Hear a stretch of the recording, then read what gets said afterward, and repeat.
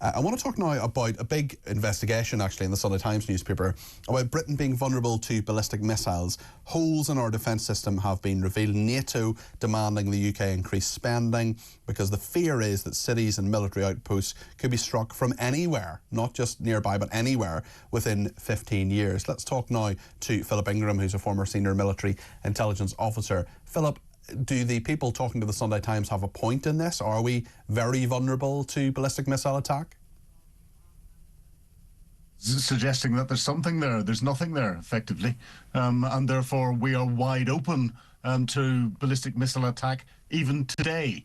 And some of the new missiles that Vladimir Putin has used recently in Ukraine, the Oroshenk medium-range intercontinental ballistic missile has got a range of up to 5,500 kilometres. It can hit parts of the UK. Previously, I think I'm right in saying, excuse me, previously I think I'm right in saying that ballistic missiles, you often thought of them being armed with nuclear warheads, but that's not the case now. It's not. They can be armed with nuclear warheads, they can be armed with conventional warheads, and of course ballistic missiles don't have to be fired from a land-based system. They can be fired from submarines at sea. Now, most of the submarines at sea have got nuclear warheads on them, but it doesn't take much technology to swap that out.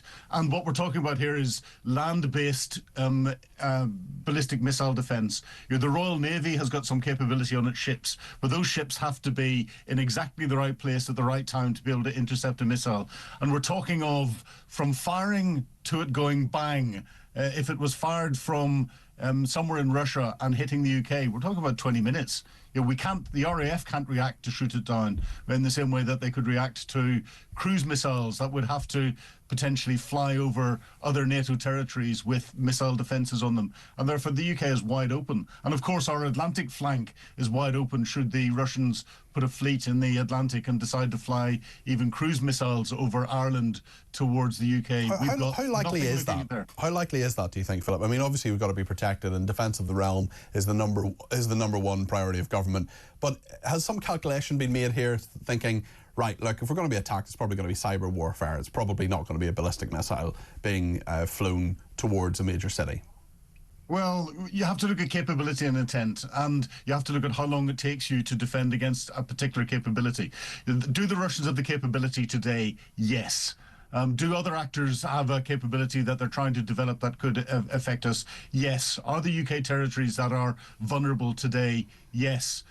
From a Russian perspective, does Russia have the intent to attack UK today? No. But how long would it take us to develop an anti-ballistic missile capability should the Russian intent change? And we've seen Putin, and we've seen his unpredictability, and we've seen how he changes. It would take us 5 to 10 years to try and get our own capability, or if we bought off the shelf, it would take a couple of years to get something off the shelf. So this is not something where, all of a sudden, if the threat changes, we can go out and easily get something and put a defence around the UK and we're suddenly safe. And then we've got UK territories overseas, which the Times article mentions, in particular Cyprus, but we've got Gibraltar and we've got elsewhere. Cyprus is within ballistic missile range of Iran, of potentially what the Houthis are getting from Iran, because a lot of that is being backed up by Russian and Chinese technology. We have to wake up to this instability that there is in the world, and ballistic missiles form a part of it. Why are we so far behind on this? Why aren't we where we should be? Is it just underfunding? Is it just money? That's part of it, but it's because the threat changed at the end of the Cold War. During the Cold War, the threat was ballistic missiles hitting the UK, and we had fantastic, or we had a capability, land-based capability, the Bloodhound missile and others. The threat then dissipated, and with the wall coming down, we all thought that there wasn't going to be the threat of state-on-state war. Now that what's going on inside Europe, and with what's happening in the Middle East, and with what China's doing in Southeast Asia, that threat has gone from being far-fetched to being very real. And that hasn't kept up with the defence reviews, the investments we've seen in defence, the priorities that's been put in defence, not just for our ballistic missile defence, but for everything. And this is where the government we're in a catch-up scenario, but we have to do and start to work very, very quickly if we're going to have a capability that will properly deter anyone from wanting to attack us. What's your instinct here? I mean, all of this would cost a colossal amount of money. Is there appetite from the government to do this? It doesn't strike me that there is, but I wonder from your perspective, Philip. No, not in the slightest.